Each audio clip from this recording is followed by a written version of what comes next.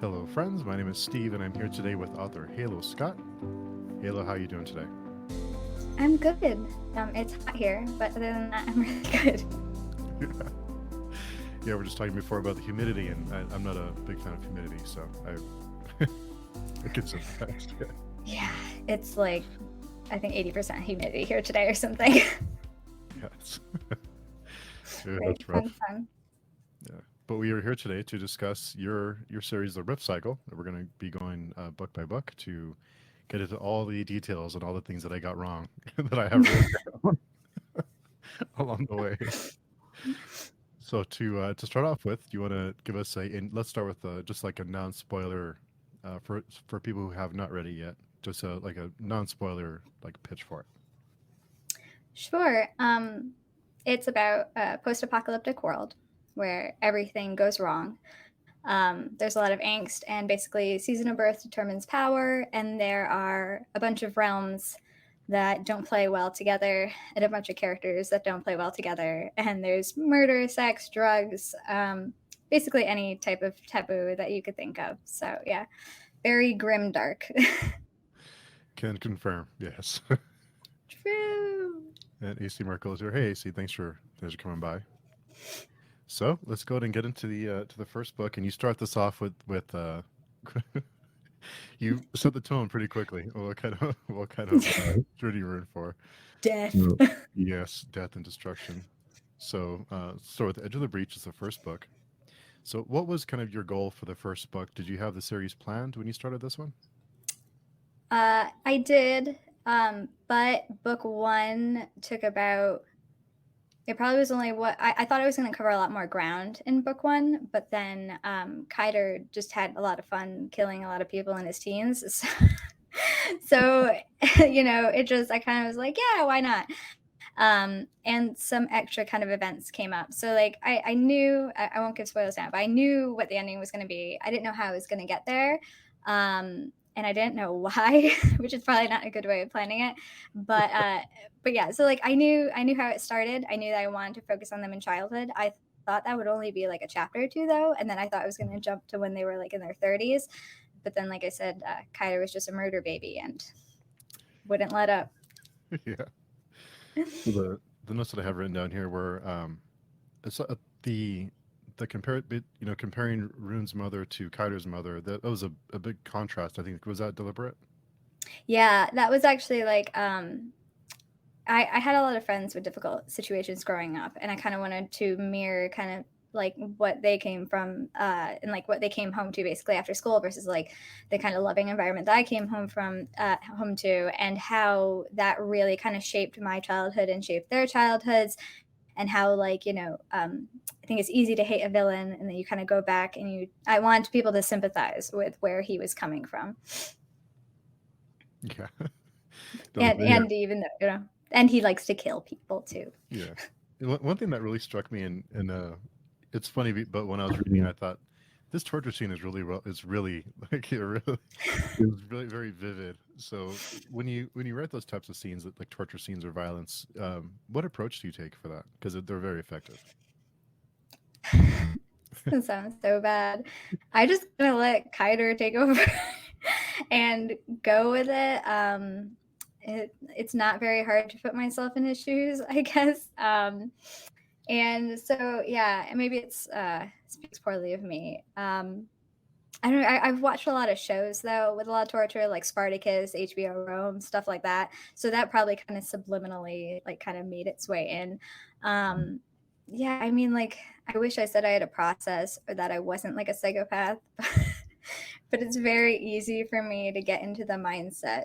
Well, I think once you have a reason, and I think that's what, like, even if Kaido's reason isn't a good reason, he always has a reason to kind of torture someone. So I think once I had the reason, it just was like, what are we gonna disembowel today? Yeah. And I did like Kaider's Kaider's the interaction that he has with the reader during those scenes too is it was hilarious, but you felt like it shouldn't have been. Was there ever times when you thought this I may have gone too far here? I should pull back a little bit. Um, well, I won't give spoilers. honestly, this is gonna make me sound like a horrible person. Book 1 I thought was fine. I was like, yeah, no lines crossed. um, book 2, there's a sequence of scenes, probably like 2/3, 3/4 of the way through, and that was the only. Again, says what a terrible person I am. But that was the only sequence of scenes I thought about taking out of the book. But it showed the development of both of the characters, so I left it in. And I thought it was important for both of their growths. But yeah, I don't know. I mean, I always try to say like it's grimdark. It's very dark. I'm like marketing as such, so I don't want like people to ever get the wrong impression that there's like, they're good people or like happily ever after. But I don't know. When I was drafting it, I didn't think I went too far, and when I was editing it, I didn't think I went too far. And then when people send me things out of context, I think that's when I realized I'm like, oh, that's intense. Yeah. So I did enjoy Kiter's experience of the brothel, where he found kind of love and support at the brothel. That was yeah. yeah. Well, I think a lot of like I think it was it Black Sails that had there was like a whole kind of brothel community. I think that's what I based that on. If I had seen that by then. Yeah, I'm pretty sure. All these really dark and gory shows. Yeah, Black Sails is great. That's a good one. Yeah. And last time we talked, you mentioned that some people were okay with the violence, but then they complained about the humor. But I thought especially the roofers were hilarious. Yeah, I think like I don't know, when you have so much death, you need a bit of humor and lightness after it because like it can get very, especially like as a writer, getting into the mindset to like write those really dark scenes. I think you need to write a poop joke every now and then. And I just left them in because it was more for me to be like, all right, let's like take a step back and recenter. But yeah, I tried to balance it a bit. I mean, it's like 80% death, 20% humor. Yeah, but very effective humor though. Thank you. And I liked how Rune and Cutter kind of mirrored each other in a way throughout the first book. Yeah. They were definitely, I was trying to show like their childhoods, how different they were. And hi, Claudia. I was trying to show kind of how they affected each of them, how they affected the choices they made, and kind of how that made them grow into the people that they became. So yeah, the first book I think it was very heavily on. I tried to mirror some of the wording too between the scenes, but kind of in different contexts. So.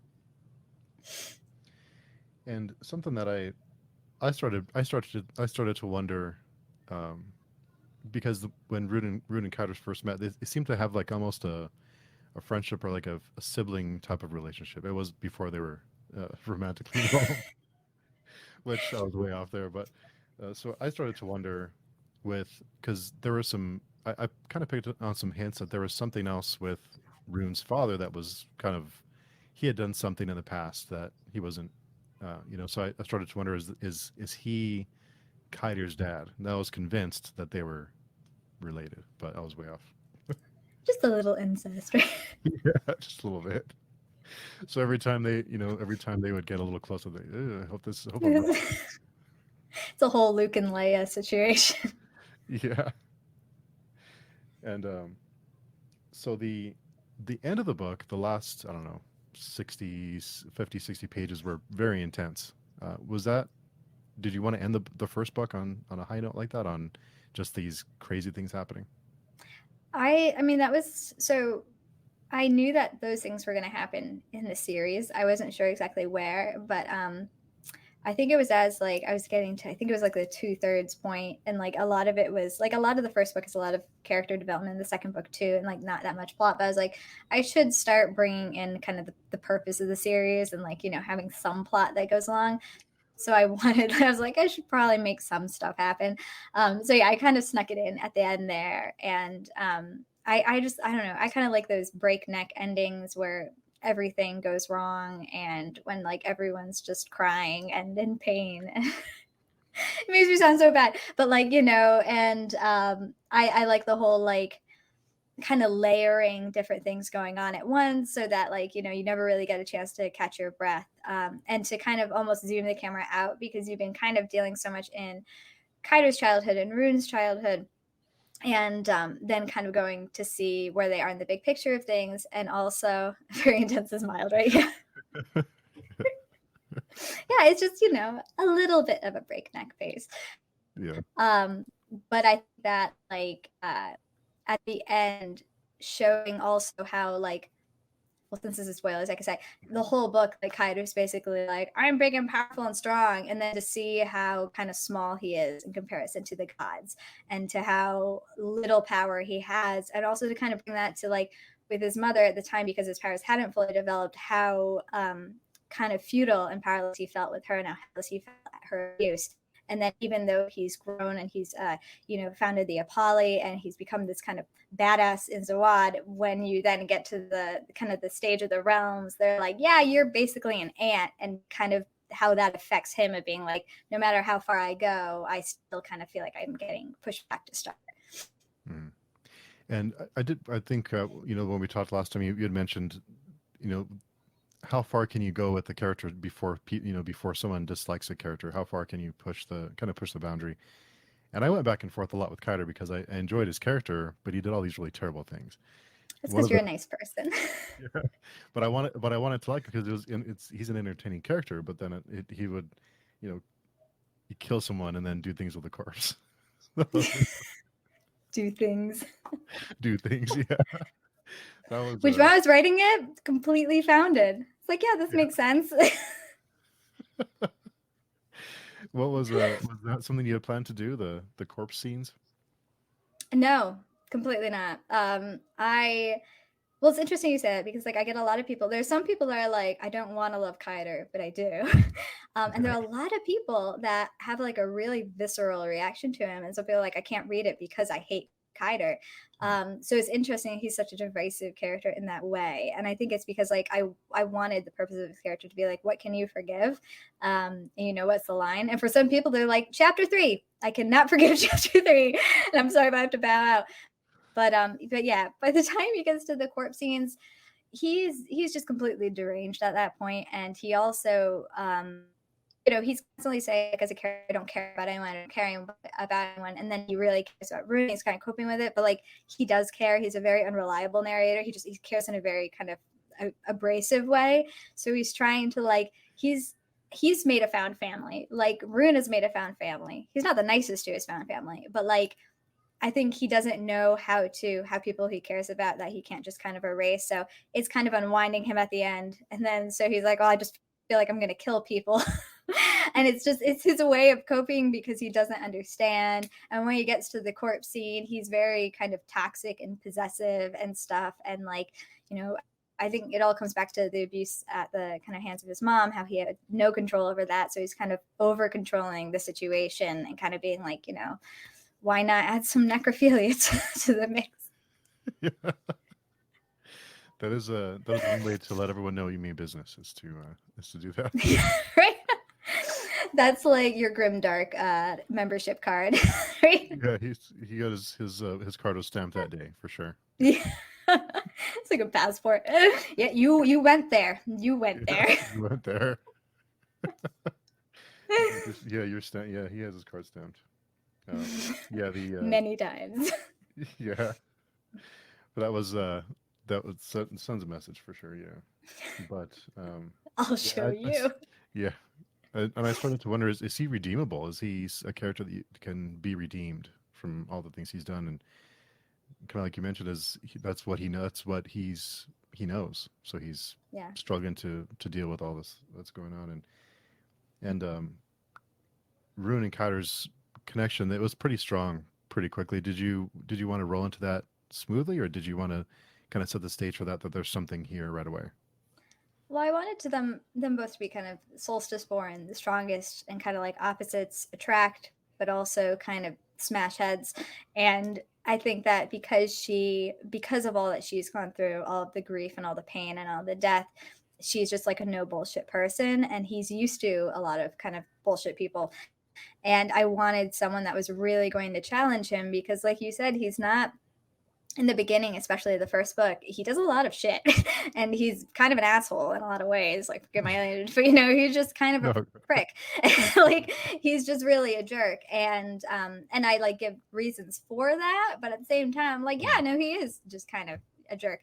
But the fact that Rune sees more in him, and that scares him because he's like, no, I don't want to be more basically than a monster, because it's almost easy for him to be a monster. I wanted there to be a very kind of instant attraction, but also kind of enemies to lovers thing going on, but also they're kind of almost partners in a way, kind of like soldiers together, in that they have a duty that's so much bigger than themselves that comes into play later, and that like they have this connection and they don't really know why. And like in book 4 it explains a bit more of kind of what that is, but I wanted it to be like there's a spark. Kaido doesn't like it because he's comfortable in his murder kind of den, and Rune's just more like whatever. He'll like, I'm not. She doesn't fall under his spell. She's almost like connects with him on a deeper level. She's like, I don't really care how you look or what like your charm or stuff. I see the kind of hero almost you could be, not to be cheesy, but and he's like, no, I like being a villain. I like you said, I got my passport stamped. I'm happy here in necrophilia land. And AC says, free ice cream at Club Grimdark. Yeah. You don't want to know what you have to do to get into Club Grimdark, though. Yeah, it's a high bar. Yeah, the first book really ends off at a great point where you want to keep reading, you want to know what happens next. And what was that to write the second book? What was it difficult to know where to go with the second book after the reception from the first one? Did it influence you in any way? Well, I don't know if it was a good or a bad idea, but I wrote the whole series in a vacuum. So I didn't even get on Twitter until I was almost done drafting book 4. And by that time, like, because I was like, I kept this very messy document of like, I was like, here's all the shit you need to fix Halo. And so like book 4 was kind of me tying up a lot of loose ends that, I had kind of been like, I'll do that later in the series. So I like going into writing book 2, I think because what happens in book 2 I originally thought was going to be book 1, it was almost never, writing's never easy, but like I knew what was going to come next. I'd say that book 3, it was actually, and I'll wait till that section, but that was the one that was probably the hardest for me to write, because like it's mostly plot based. But X of Blood, because I knew it was going to be a lot about character development and kind of really about Kaider and Rune exploring their relationship, who they are, and kind of really coming into their power. And setting a direction kind of for the series. It was a lot of fun to write. I think it was probably the book I had the most fun with in a way. So yeah, because it was also supposed to be book 1. So I was like, oh, I actually know what's going to happen here. Except the ending, actually, which is so funny because like someone said like, oh yeah, I saw that coming. I was like, that's great, because I totally did. Yeah, I didn't see that coming at all. I didn't see that coming. But the both characters go through quite a bit of an evolution in the second book. I think they grow in a lot in different ways. How they feel about each other and how they influence each other. Did I? Oh, sorry. One sec. Sure. I'm so sorry. My headphones just went out. Can you hear me still? Yeah. Okay, go ahead. Sorry. Can you repeat that last question? I'm so sorry. Sure.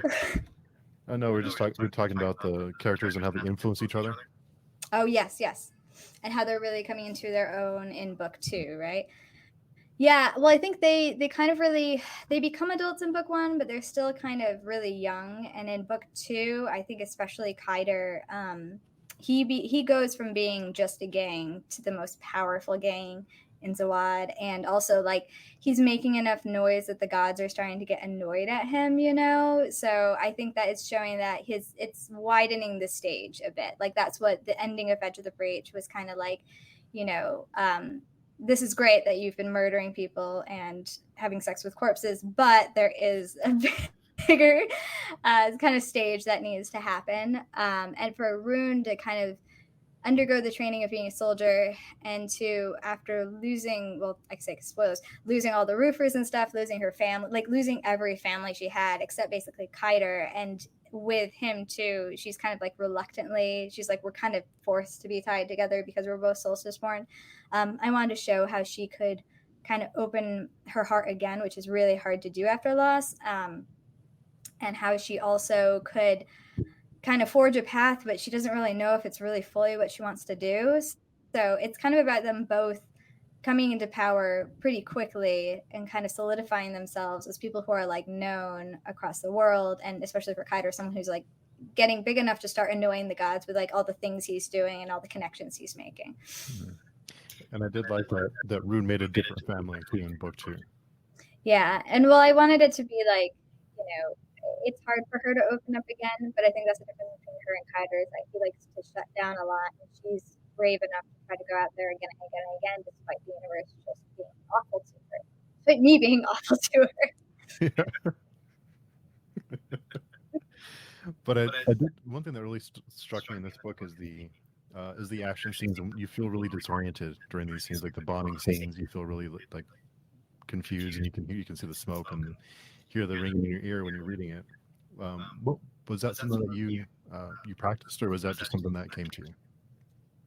I try to anything like that. I try to do a lot of research of like firsthand accounts because I don't have anything that I like. A lot of it's kind of own voices or own voices exaggerated with some of the stuff that the characters go through. I've never had sex with a corpse. I feel like I should say that. Just putting that out there. But anything like war related, I wanted to really have a be sensitive toward that. And, I did a lot of research on that and see what it was. So yeah, that was from kind of accounts of like people who had PTSD and what they kept remembering from the battle, or people who had been in war and kind of looking at stuff like that. Mm. Oh, I think we have an echo. Is there an echo going on my end? Let me see if this might be. Let me see if I can get this going. Sure. Thanks, Raoul. I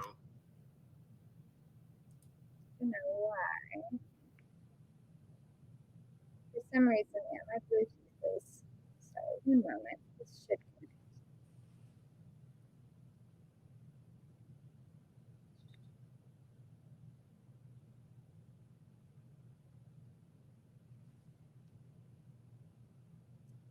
Worst case, actually, you know what? I can have all of these things going on. Give me one moment. I'm sorry. This should cancel myself. Yeah, no problem. I think. Yeah, I'm sorry. This is a computer that's cranky. Okay. So this. Okay. How is that now? Good. Is that good? Is that echo better? Mm-hmm.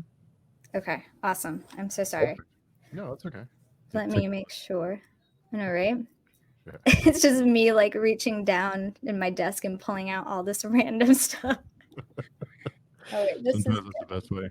right. I think this is going off.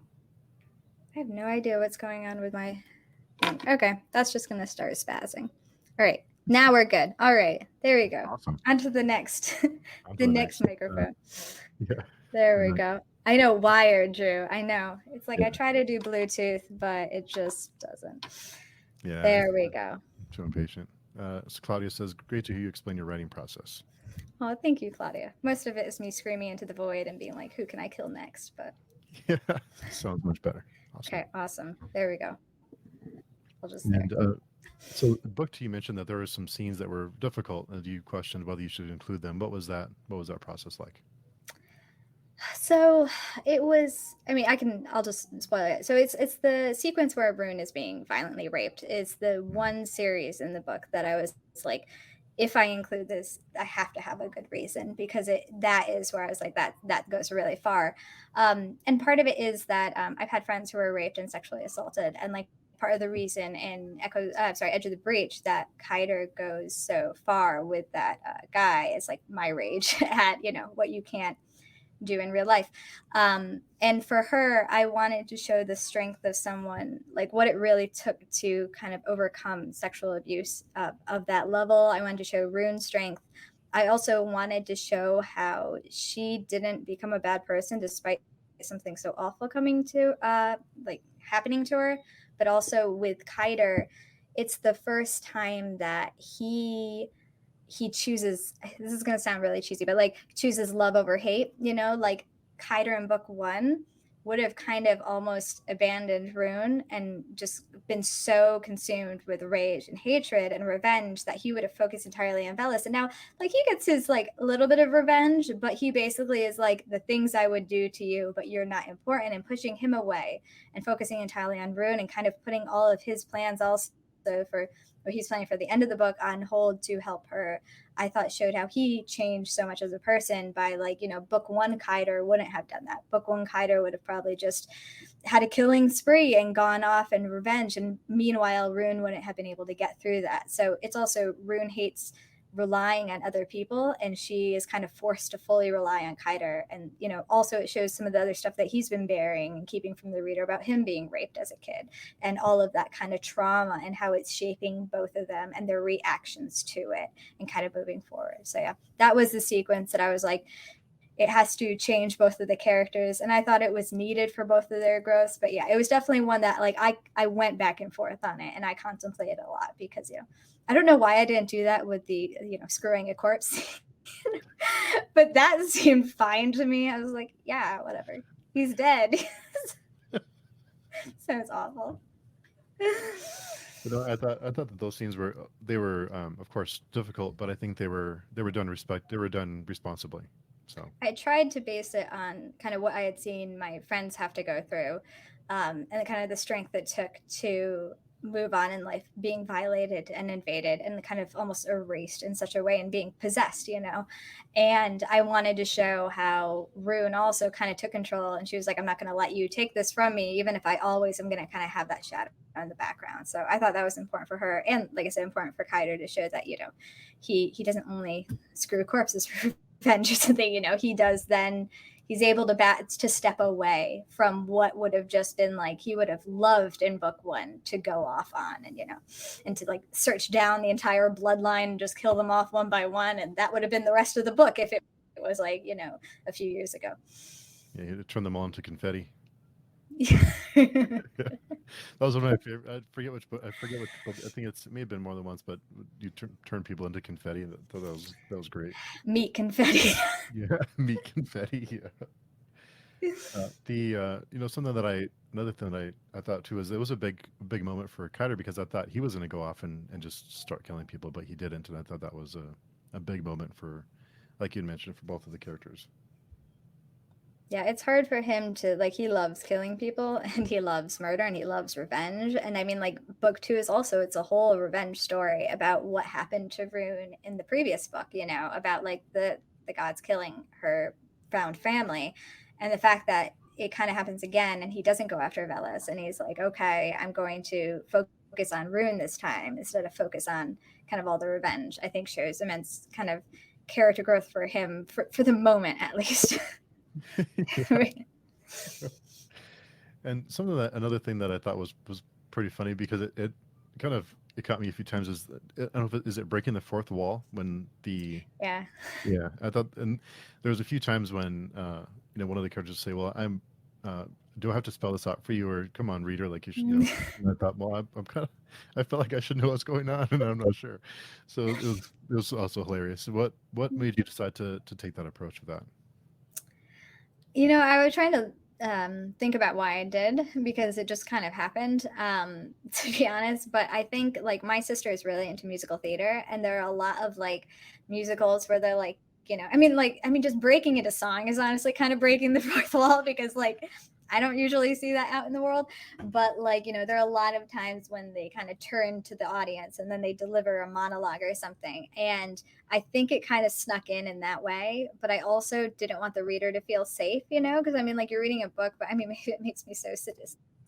But like, I wanted it to be like, you're just almost like aggressive, like Kaider and Rune to an extent too. They have very kind of prominent personalities, and to just kind of be like, hey, now that you're reading, you're a part of this too, and you can't just walk away and stuff. Yeah, it seemed very natural. It just seemed like it kind of like you mentioned, it just seemed very like you were just having fun, and Yeah, I didn't plan it. I didn't plan it. Okay, yeah, because it seemed very natural. Like it could just kind of happen, and when it first started happening, the more that it happened, the more I thought, well, I better pay attention because Rune's gonna call or Kaider's gonna call me out if I don't. They're gonna get you. Yeah. I keep, yeah.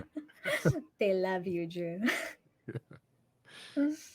So I know you had mentioned that another reader had said I saw the end of the second book coming a mile away. I didn't see that coming at all. I thought for Me sure neither. I didn't see that coming. Yeah, at all. Well, so I knew that a lot of the second book was going to be character development. And as I got to like, I think it was 2/3 of the way through. Again, it's like always that 2/3 mark that I was like, I should put some plot in here. But I knew that I was going to have the whole Kaider try to take the throne, but do it for Ruin and everyone. And I wanted to make it so it wasn't too obvious, but like because everyone thinks he's kind of power hungry, I wanted it like everyone to kind of be afraid, but they're like, well, he's kind of the devil we know. So maybe it's okay because he's also kind of changing. And like Rune always says, is like the people actually are trusting you and loving you. And he's like, no, I don't want that. But also to show that like, you know, he has so much power and everything. One thinks he wants more. And he's just like, I actually just want freedom and peace and to like smoke and drink and, you know, have sex and murder the occasional person. So like, and like Rune has always wanted that purpose. So I think for him, he's kind of like, I'm showing you your path without kind of forcing it on you, but just kind of like, especially at a point where she feels very violated and she feels very off kilter and stuff, for him to kind of give her that purpose and to be so kind of sacrificial and selfless in that moment. Whereas most of the series, it's been like, he's been like, mine, you know? So like that I did start planning about like 2/3 of the way through. But the whole Ra, his father, like originally I was just not going to do anything with that. And then I looked back through like book 1 and 2. I'm like, well, I've been kind of unintentionally hinting at it with like the glowing eyes and with like his height and with also all of the times he kind of self-harms and heals relatively quickly or doesn't die, or he gets like basically blown up at the end of book 1 and they can piece him back together. So I wanted there to be, I was like, there's actually something kind of weird there. And I'm like, I mean, I love Empire Strikes Back too, the whole Luke, I am your father. I was like, oh, I don't want to kind of do that. I was like, oh, it is kind of Star Wars on crack. So I feel like, you know, it would make sense in a way to do a whole, you know, and then it would give him a higher kind of purpose too, and almost like he escaped his mom's abuse, but like now with his dad's abuse, it's kind of like putting him right back to where he was in childhood. So he feels trapped all the time, like there's a cage he can't escape. Yeah, and AC says this makes me think about how often Kaider and Rune reflect each other. The first wall break happens back to back with each of them in their own chapters. Drew, you're such an awesome supporter. Thank you. Suffering through all the books. Like, oh my God, what's happening next? And another thing that struck me with each book, it's each book seems like you were taking chances with each book because there was something jarring that would happen that would carry over into the next one. So it seemed like there was like we couldn't get as a reader, I couldn't get comfortable and just know I know where this is going to go because everything's always different. Yeah, that must be a little. Is that tough for you as a writer to kind of to take those chances and to get out of your comfort zone when you're writing it? I wish it was out of my comfort zone. No. I conceived the series kind of really as like one giant book. Enjoyable suffering. But so like I think I kind of knew that those would be almost it was always kind of like you know how you have the beat structure and then you have like the temporary triumph and then the shit hits the fan kind of going to the end. And I wanted kind of each of the ends of the books to be kind of that temporary triumph, but wait, there's more to kind of pull you over. So like I'm like, you get some closure but not really, and then to go into the next book. I think each of the books has a really different flavor too, like it's a series but it kind of focuses on something different. So I wanted it to kind of be that transition into like what was happening next, like at the end of Echoes of Blood when Kaider's like, oh God, Ra's my father and he's worse basically than my mother, and like this is the god who raped my mother and all of that kind of backstory. And then you have Rune basically being Queen Azawad, the soul queen though, whereas before there were 4 monarchs. It just kind of sets them up for where they're going in the next book, because I think if I ended a bit before that, it feels like the end of a series, you know. It's almost like, and then they lived happily ever after. I'm like, but wait, there's more death. We're not done turning people into confetti just yet. Yeah. And up until then, I was feeling pretty confident about about Rune's dad being. I was convinced. So No, that's a good guess though, because like honestly, in the beginning, I didn't know if I wanted them to be romantic or not, and I was like, I wanted them to have something a bit different, and like they do explore kind of the romanticism and the sexual nature of their relationship, but I think it's almost like I don't want to say deeper bond, but like just a different type of bond because like in book 3, after what they've gone through, they aren't really romantic anymore. They like trust each other and they're partners, and because they both have this immense power and they're both born under the solstice, the opposite solstices. Um, they understand each other better than I think anyone else does, but at the same time, they're like we're different now, though. So it's not a bad guess by any means to think that they're related because in a way, I mean, I don't want to say they are, but like there are kind of familial parts of their relationship too. yeah, and yeah, they did have a different kind of bond, but Yeah. find that out later. Yeah, what that is. And yeah, so I was yeah, the end of that book really was, damn it, I was in a pig. They lived happily ever. No, they didn't.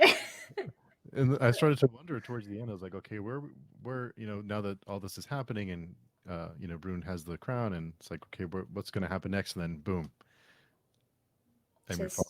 Just Yeah, sadness, sorrow, and misery. yeah. It's like, well, that changed gears pretty fast.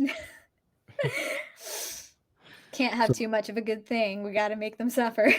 no, it's like I know something's coming. What's going to happen? Something's going to be happening here. Something's going to happen because I wasn't sure what's going to happen next for the next two.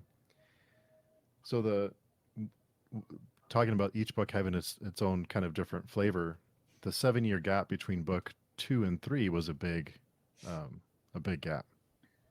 Yeah, I wanted to like the first book covers a lot of kind of land and that I think they start when like I think Kaider's 9 when we meet him, and then he goes to like he's in his 20s at the end. And but then the second book is pretty much I think they're just kind of like in their early 20s. um it's been a while since I read them. Sorry if I might have my own facts wrong. But book 3 I wanted because I wanted it to be such a kind of torturous and prolonged period of Kaido really feeling trapped from when he goes from kind of being the strong big bag boss of the Apolli. I wanted him to really be fully broken down, and I wanted Rune to have time to be running Zawad, and I felt like kind of showing all those years would have been a bit like they were supposed to be like monotonous and tedious, and they were supposed to be basically have lost hope at the beginning of book 3. I also wanted them to just be a bit older so I could, they're changing their thinking from the kind of save the world chosen one type mentality in book 2, whereas they now just are like maybe we are all gonna die. you know and kind of being able to do that with them a bit older, not saying that as you get older you're just like maybe we all are gonna die.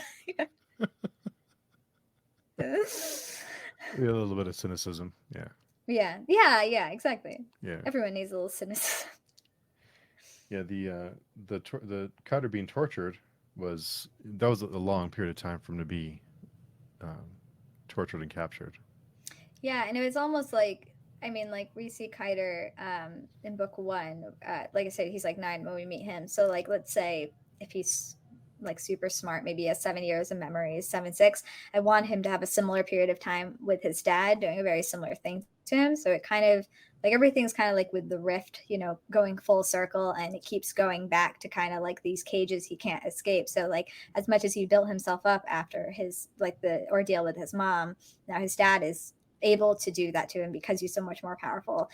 And also, I wanted him too to be like he thinks he's kind of hot stuff all in book 2 and book 1 he can do all this, and then showing that like there are gods and they just make you look like you have nothing to do. And he, kind of defines himself by his power, and kind of what are you if you're not the thing you define yourself with? Because I think we've all gone through periods of time where like I am a this or I am a that or I'm a whatever.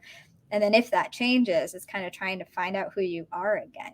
And for Kaido, I think that's really hard because now he doesn't have an anchor, and it's just this constant. And he also hates not knowing. He's like, I don't know what he's looking for. I don't know what I'm supposed to do, and it's just very frustrating for him to be kind of broken down after all that time. Yeah, and and Rune goes through her own struggles with finding out she has cancer in the third book. That And that kind of goes back, yeah, to the first book too. And to have that, to bring that back again, it, like, the third book was very hard to write because it is very depressing basically. Like, I mean, the whole series is, but like the third book is very much like there is very little hope. And it is also like there are a lot of things in there that kind of have to move the plot forward, because I like kind of got to the end of book 2 and I was like, okay, I need to start moving the bigger pieces together. And I wanted to show how, despite Kaido and Rune being so powerful compared to kind of humans, what they are compared to gods, and kind of the bigger scale of the war going on, and just how, you know, that feeling of hopelessness and helplessness, I think a lot of us can feel in our lives, of just like, is this period ever going to end? And that's also the reason for kind of the time jump. And then when these things that they thought they escaped come back, you know, kind of parental abuse and cancer, it's just like, am I ever going to break free of this cycle, you know? Yeah. And the one of my I want to sound like a terrible person, but one of my favorite scenes was when Kaido starts killing the godchildren, because you knew something about this scene was different. But he's in the timer of, you kind of get the feeling that Rune's time is running out, and Kaido is desperately trying to get back to her. Mm-hmm. He's willing to do anything to get back to her. So, did you was that one of those scenes where you thought, well, should I have him killing a bunch of kids? Yeah, that, well, I should say, like, I debated it, and then I guess, I mean, it becomes a bit, I try not to make it preachy, but like, I made them all 18 or older, which, like, you know, for me, I'm like, they're totally like babies. I look at them like babies, but he's like, you know, technically it's kind of like, you know, well, now you're an adult now, and you can do all these things, and you can die because now you're an adult. So kind of trying to throw society back in their faces. But yeah, I mean, it was a very uncomfortable scene to write. Like, not nearly as fun as like the revenge scenes where he's like, you've wronged me and now I must, you know, play with your kidneys or something. But I think it also just shows how after 7 years he's like hanging, he's also kind of trying to hang on to morality in a way, even though he never really did. But he's like, well, they're not really kids, so Rune would be proud. But at the same time, it's like, this is really messed up, and, you know, just show how he's just kind of lost it, you know. Yeah. And I how think he's also going to then make the decisions that, like, he's not thinking clearly enough through. I Sorry to think interrupt. no, that's okay. I think at one point, Cutter even talks to the reader and says, like, don't look at me like that. They're 18, or Yeah. it's Yeah. a reference to that. Like, it's okay. They're not really kids. Well, and that's why I always think it's funny, because I'm like, I don't know, 18 just seems so young, you know? And I'm just like, whenever you see anyone, like if you go on like a college campus, I'm like, are you even allowed to be here? Are you all like kid geniuses? Like, you know, it just to me seems so young. And the fact that society can hold them to such responsibility, and to, you know, I think there's, you know, there was something for Kaido to exploit in that, let's say. Yeah, yeah, that he did. And something that I really enjoyed is the world felt bigger when Rune goes and negotiates with the elves. Oh, yeah, yeah. Mhm. It did, the world did feel bigger at that point. Well, I wanted to, because, you know, Kaider is like kind of playing with the gods and stuff, and all, and it's all kind of glass and rain, and he doesn't like it, because like he's used to the desert. And then Rune kind of goes to this almost like kind of tropical paradise where things are in balance, and also to have them kind of, it's like, I think the first episode of, God, the Star Trek The Next Generation, I think it's when Q kind of says, like, you know, you humans just can't be trusted anymore. So it's kind of mirroring that, of like, the elves are like, we're kind of good not interfering.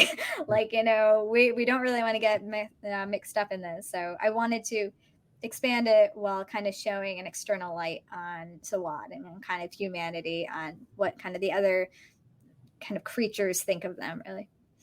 Yeah, and the elves were kind of just like, like you mentioned, they're kind of just like, leave us out of it, we're fine. Like, Well, they were, and I think that's the whole point I was trying to make with them, kind of, is like, is it really peace if horrible things are happening, you're not doing anything about it? Or at the same time, if humans have kind of proved again and again that they can't be trusted, it's like, what? And I don't want there to be an easy answer. So I'm like, you know, you try to see both sides. It's like humans are like, we really need help. And also like, yeah, you've kind of always needed help to mess stuff up. So we don't really want to, you know, do this again. And so, yeah, I think it's that whole cycle of like how far also like do you go to preserve the peace, and what does preserving the peace mean, and what are the sacrifices in that? Hmm. And with Kiter, there was a period there of peace, or at least of, I don't want to say maybe not peace, but at least quiet, of a little bit of the balance there. That was until the end where not so much.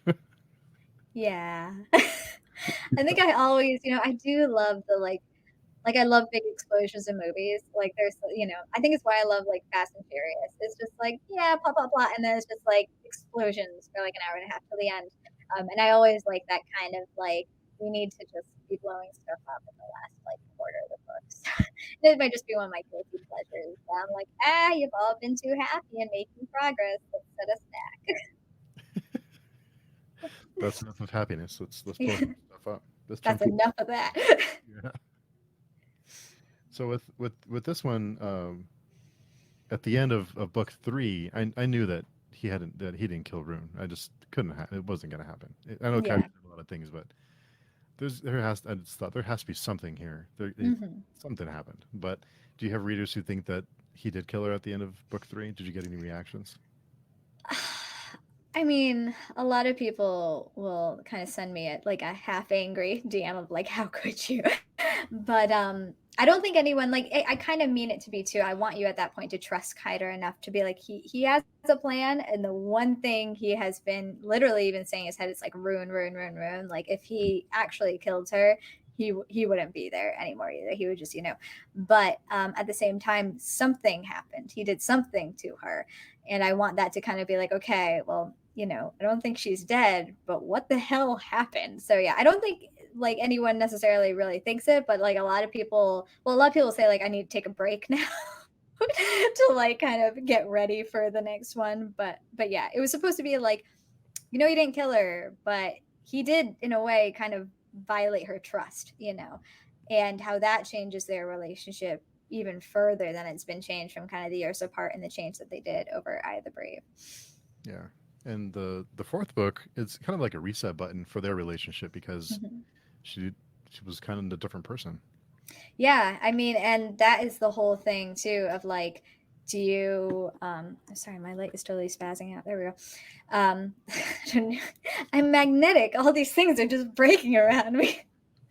But I think, yeah, I wanted it to be a whole like full circle, but at the same time, I wanted to show that like Kiter definitely crossed a line in basically erasing who she was. And now he did do it to save her, but like she says at the end, she's like, "You could have told me." And like, I think it shows how he, when it comes to Rune, is so like he doesn't necessarily think like the whole when he's killing the godchildren in Eye of the Brave, he's just gotten to the point where it's like this is like batshit crazy, but he's just doing it because of that. Whereas like he's pretty cold and calculating with other things in his life because he's had to be to escape situations. So yeah, I wanted it to be like he crossed a line. She, she then when she figures out it's like things can't ever really be the same. Like you basically used your god power on me to save me, yes, but it's like you never gave me a choice in the matter. So it kind of shows how it's like they're always bonded together, but they're kind of back where they started in book one, and that it's like that kind of tentative trust of like a will you kill me, will you not kill me? And The thing love is made of. did you always know how to how to bring them together and through that book because they were apart a lot and they kind of had their own separate lives, and a lot of it seemed like it was Kiter's um, you know mental state and what he was kind of processing through the book, and that was a difficult time for him. Yeah, I mean, like, he knows he basically shouldn't have done it, but he also knows that it's the most, like, for him, it's the most logical way to protect her because if she doesn't even remember himself or herself, and like no one else kind of remembers her, and everyone else is kind of like, dead or gone or whatever, I think it's a way for him to just know. And when it comes to her, he's almost like their relationship is toxic in that way, is he's almost possessive of her without, but he doesn't mean to be. So I think he's processing that. He's also trying to figure out how to get out of like how to save humanity so he can kind of save Rune. So he's trying to figure out kind of the code and the prophecy and all of that. while Rune is kind of back to. I wanted to kind of give her the roofers again in a way because she had lost them in the first book. So like, you know, it kind of is that way, but almost with the kind of, she knows something's different. I don't know, like it's like a sad send off underneath. It's like we're back to where we started from, and though we went so far, we're kind of back here. And then like the last send off is kind of like tying the knot, you know, tying the circle closed, literally. Yeah. And with the end of this one, really got to me. Just the last, I don't know, 50 pages or so were really effective. Really, this is one of the. I don't get too emotional when I'm reading, but this is one of the ones that really got to me. Was that something that you tried to have a nice little punch at the end? Well, I got to the end of this one, and this one was a bit like, because it was more kind of it was almost reflective in a way. Like it was kind of reflective of the series, of how far they've come, of the things that they could and they could not do, and of the fact that, you know, when they figure out that they have to die. um I wanted it to be kind of like a look back at all the characters I had killed, but like all the people that, like, especially to Rune, had meant something to her, and all the places they've been, and you know, so yeah, I mean, it was like by the time I got there, I was kind of so not burnt out, but I was like so drained because I had like kind of it was like, I feel like me writing, it's like, you know, trying to steer a broken down train down a track. I was like, oh God, I actually am gonna land somewhere near the station. You know, I'm like, oh, I kind of got there, and I at least finished it. I gotta go edit, but like we're almost there. So I think it didn't hit me until like in edits when I went back, and then I like kind of went through it, and I was like, oh God, this is now over, you know, and everyone's dead. Well, not everyone, most everyone's dead. So, what was it like to when you were done editing and you were ready for the fourth book to be released? What was that feeling? What was that feeling like to finish this series? It was weird. It had, so I got the idea end of 2018, I think. But I was like, and all that came to me is like Kiter. I was like, oh God. um, and then it slowly started kind of manifesting. And then when I got the system of kind of the magic system, I was like, okay, I felt like I could start writing. But like, so it kind of had been conceived in like late 2018, started writing it in early 2019. And then by the time I was done with edits, I think it was it 2021?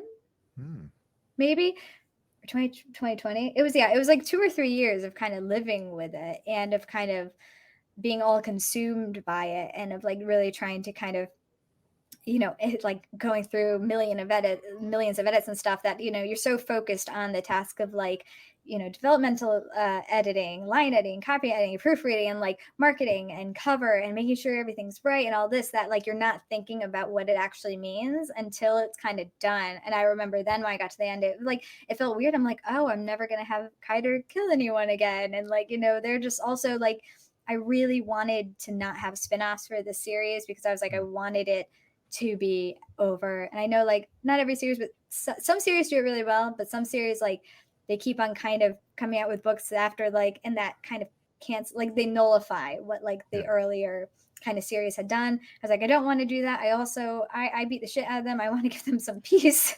And so I was like, wow, this really is fully goodbye. It's not like I can't go back. And I mean, like, they're dead, so I really can't go back, and like, and I wouldn't want to bring them back, because I'm like, well, the whole sacrifice and Kiter's growth especially, it was for nothing.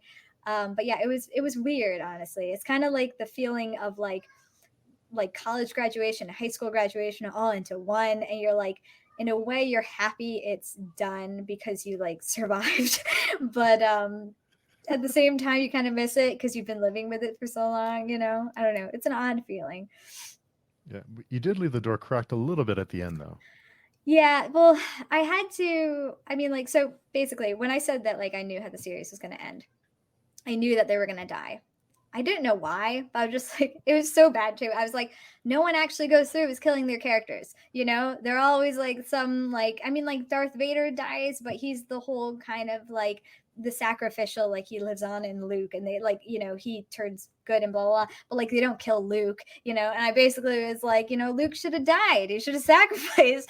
And like I don't know, it sounds so terrible, but I wanted to like go there and to just be like, what happens if you kill both of the main characters?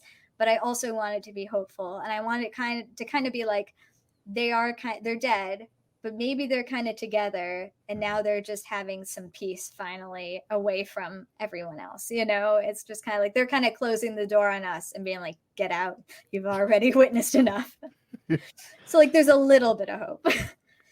Well, I thought it was almost like a beautiful ending that because there's really no other way for the story to end. This is kind of what my takeaway from it is. You knew that something was going to happen. Somebody was going to die. Something bad will happen. So, but the way that the end that the book wraps up and it felt hopeful and it felt like it was very done. It was very touching. But I did wonder if we were going to get like a reincarnation or some kind of something later in the future with this world, and maybe they would be connected somehow, or they would be talked about, or they would be a big influence on the other set of characters. So if with these characters, if they're gone, have you thought about this world exploring it again? You know, I like to be honest, it's like it's a series that's near and dear to my heart. It's the series that I you know kind of brought me into the awesome like writing community, and it showed me a lot of things about myself, and it was just very therapeutic and very cathartic to write. And but I remember when I started, I kind of made myself promise. I was like, don't go back to it because I don't think it'll ever kind of match the like I needed to write that series at that stage in my life, and I'm at a different stage in my life now, and I think that it would just be doing a disservice to um kind of how I ended it to go back. And I mean, like the rift is closed now, and everyone's Mhm. like, I mean, like everyone's in post-apocalyptic wasteland, but like they're happy-ish, you know, and like the Apolli live on, and like everyone's kind of miserable, but they're alive. So I mean, parallel to real but yeah, I didn't want to go back. I mean, like I do, but at the same time I think that as soon as I started I would just feel like it was wrong. Like I originally had thought about doing something with like Gennaro like earlier on, and kind of going backward and kind of seeing how like all like the roofers came together and all of that stuff. But then I was like, and Ella, and I just, you know, I was like, you know, I just there were such high stakes for the Rift Cycle. It was literally like realms dying and like gods and stuff, that I just feel like then going to a quiet story wouldn't necessarily work as much. And you know, I think it is very dark, and it's draining to write that dark all the time. So you know, I don't know. I want to kind of let them have their peace in a way, Yeah, and let them be yeah, dead. I want to let them be dead. yeah. On one hand, I want more of it. I want more of that world of the characters. But like I said, on the other hand, it's kind of like when they there's like a sequel to a movie when the movie was fine by on its own. It should just be left alone, and the sequel is just never it's never quite the same. It never feels like it adds a whole lot, or it's just kind of for the sake of exploring it again. And sometimes it's as tempting as it is. It's I'm sure it's tough to make that decision. But also, I think almost like everything that could have gone wrong did go wrong. And I think if I made something else and it undid what they had worked for, I think in a way it'd almost be like annoying. It's like, oh, we've been here before. And like, you know, it's just also like book three is very kind of like everyone regresses, and book four, everyone kind of regresses. So I kind of tried to do that. But yeah, like as much fun as it is to do that, but also Kaider kind of changed at the end. So he's not like he's always like, you know, full of bloodlust, but like he's not now that he has Rune, he's kind of tampered a bit. And like what was so much fun is getting him to be like, I want to kill everyone in sight, to being like, I still want to, but I'll kill the ones that matter, if that makes sense. Yeah, You know, like instead of just going off and killing everyone. So yeah, I guess I think both of their characters changed. I think they're also like, I think Kaider says at the end, he's like, I'm tired and I want yeah, peace. And I don't think I could bring them back with kind of the same stakes, because then it would just be like, opening another rift, and it's like, no, don't do that again. Yeah. It's just, yeah, it's like we already went through all the poop jokes, and we already did all that. Trying to leave them alone. Yeah. What would you so as you as a writer, what did you take away from this series that you've that stuck with you through the other books you've written since? Oh God, that's a good question. I've tried to focus a bit more on plot in certain things. But at the same time, I really like character driven stories. And like, I don't mind, like the books I read, I don't mind if there's little plot. But I guess I've tried to work out a few things a bit earlier on. Because, like I said, with like certain things, kind of I subconsciously had been adding, like when Raz Kiter's father, I was like, I unintentionally foreshadowed, which I didn't even know I was, because I was like, oh, am I gonna have to go back to book one? I realized I kind of did foreshadow. It was just like literally dumb luck. But I tried to like figure out the big twists a bit earlier on, so I can more intentionally write those, because it saves in the drafting. um, Mm. Also, when I like Edge of the Breach, just kind of like I brain vomited out, and it was just like a bunch of like years of repressed like rage that just fell onto the page.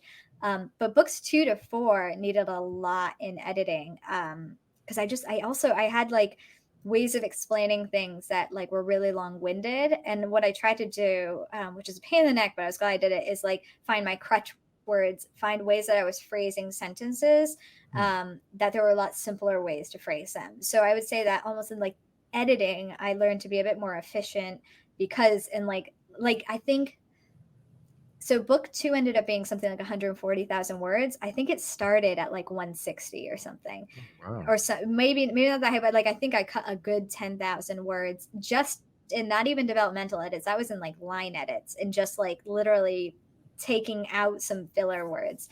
And I still tend to do that, but now I have like a list. I'm like, this is the list that you apparently can't stop using these words. So after I'm done, I go through and I'm just like, oh my God, you use this word like 300 times and going through. But I would say it's helped me kind of from a structural perspective, and from an editing perspective. I think it's also opened my mind to like I didn't think it was as dark as it was.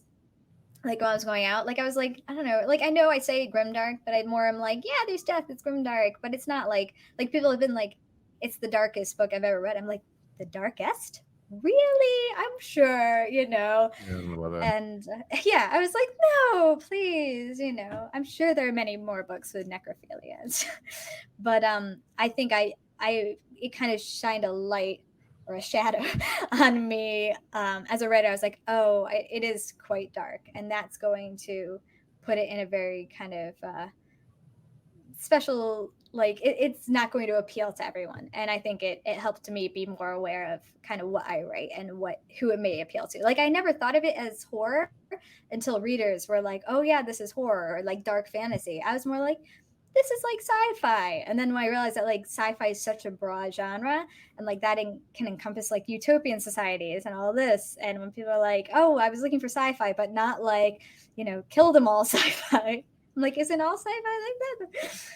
But yeah, not to ramble. I guess, yeah, it kind of gave me perspective from a marketing perspective. It kind of gave me that category, gave me editing help, with that, and yeah, a bit more structure, I think, because like I said, I was just more, what are what are we gonna do that's crazy next? If you could go back and before you and tell yourself or give yourself advice before go back in time and give yourself advice before you publish the books, would you what advice would you give yourself, or what would you change, or what would you adjust or do differently?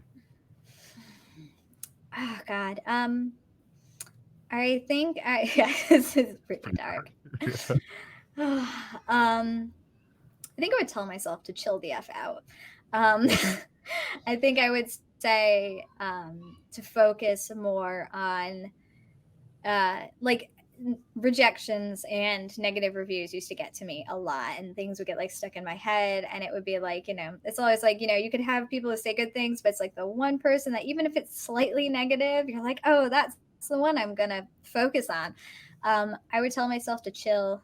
I would say that it's not going to appeal to everyone, and that's okay, because like in a way, I think I've made a few really great genuine connections over like other people who have, either kind of experienced things I have or have seen themselves in the series and stuff. And it's nice to be able to take the time and to foster those connections.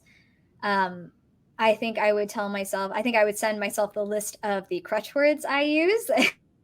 And to be like, flesh does not need to be in this document 200 times.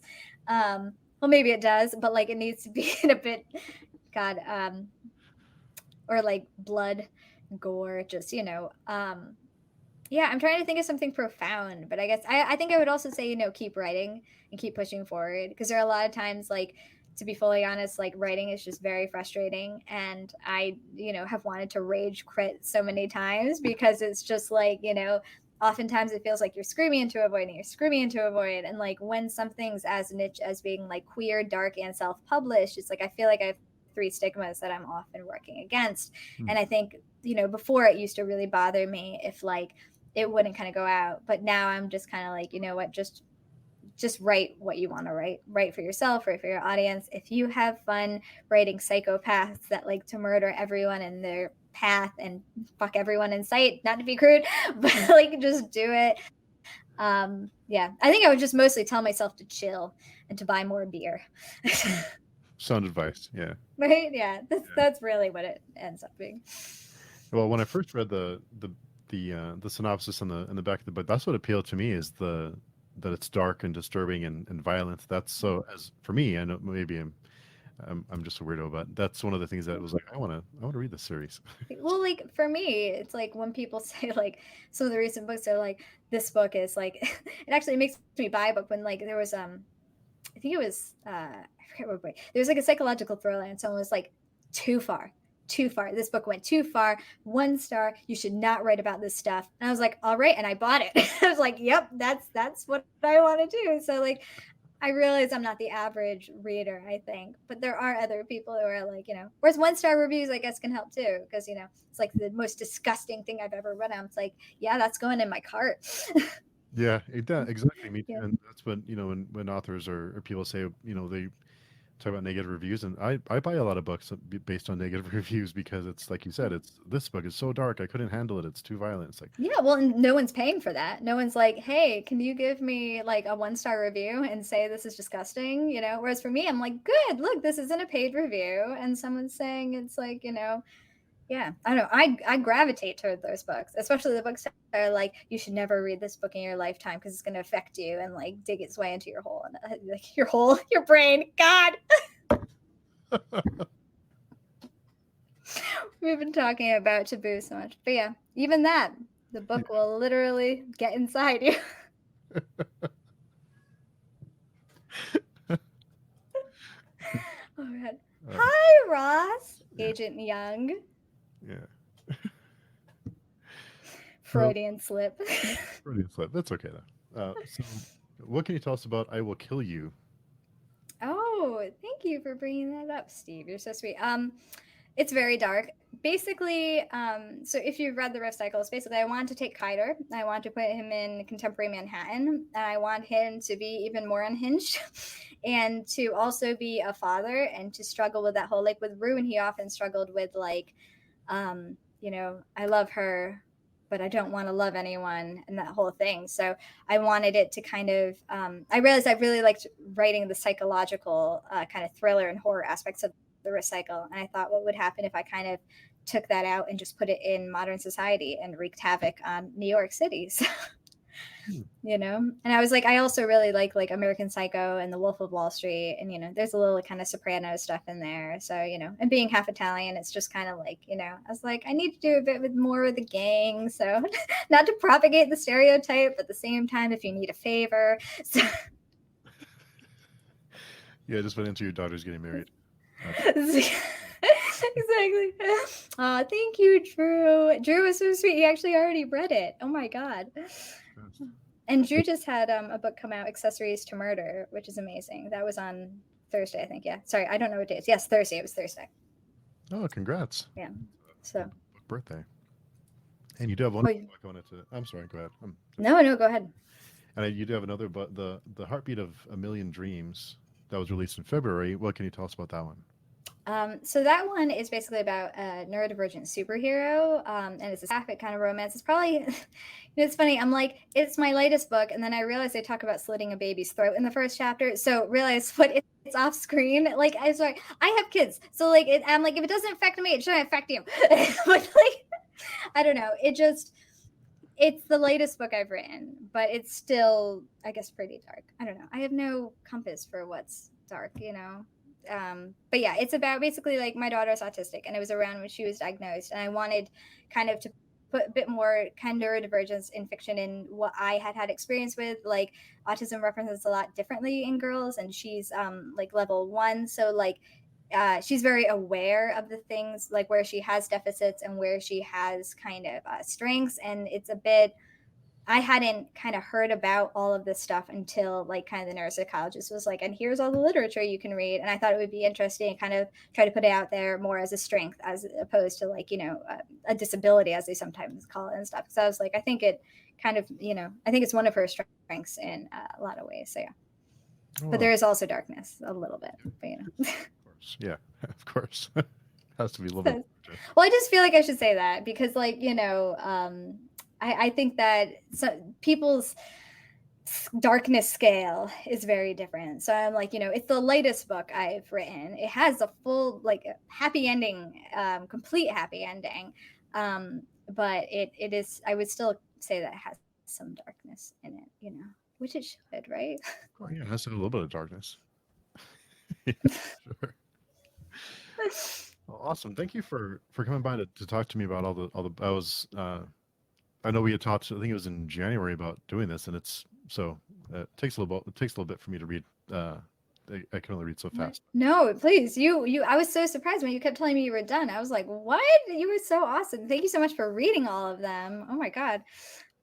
Yeah, I think 2, 3, and was it 2, 3, and 4 I read back to back? There was a few of them. There was a few that I read. I just kept going. So thank you. Like Puppy Dogs and Rainbows. Yeah, Ross, that's my brand. Yeah, that I then slaughter and eat their organs. And harvest their organs for meat. Exactly. But thanks again for coming by and talking to me about the series and what you're working on now, and all the all the darkness and kind of what went on behind the scenes of the series. And dolphins. Yeah, there are things you can do with dolphins, but you know what? I'm just yeah. I said I was going to bring jelly beans today, but I figured that I shouldn't get sugar high and on this live. And I was going to bring whiskey, but then I was like, I was going to behave. So I thought the same thing. I thought I better if I want to ask, I don't want to start. I'm like, I'm sure I'll already say some Freudian slips, so I wanted to be as sober as possible to like contain myself. Yeah, well, I think we hit that one. Okay. Yeah. Steve just cuts it live. He's like, all right, we got to go now. Yeah, I thought I was thinking about getting some whiskey. I can't do sugar, but I was thinking some whiskey, and I thought, well, maybe I shouldn't, because I know that we'll end up, Then it will just turn into who knows what we were talking about then. Yeah, who knows? It'll go off the rails. So who knows what'll happen. But thank you so much. Thanks for taking time out of your Saturday to chat with me about the series. I really enjoyed it. It was a great one. Thank you so much for doing all this and interviewing me twice. Oh my God, I feel so happy. Thank you. What is this joy? What is this? Get it away. Anytime, you just let me know, and you're always welcome. Okay. Oh, thank you so much, Steve. I really appreciate it. You're awesome. Everyone should subscribe and stalk you. And your StokerCon videos were awesome. Not that I was stalking you constantly, but it was a fun trip. Yeah. But thanks again, Halo. Hope you have a good one, and thanks everyone who came by in the chat to interact with us and hang out. It's been a blast. Thank you, and congrats on 1K. Woo. Thank you. Yeah, I'm not sure how that happened, but I'm not going to complain. Because you're awesome. I don't know about that, but appreciate it. They're both compliments, if you haven't noticed. So I'll make sure to compliment you more to make you more uncomfortable. Yeah, I shouldn't have said anything. I'm making my daily motto. Everyone, thanks, and hope everyone has a good day. Go buy the Rift Cycle. Thank you.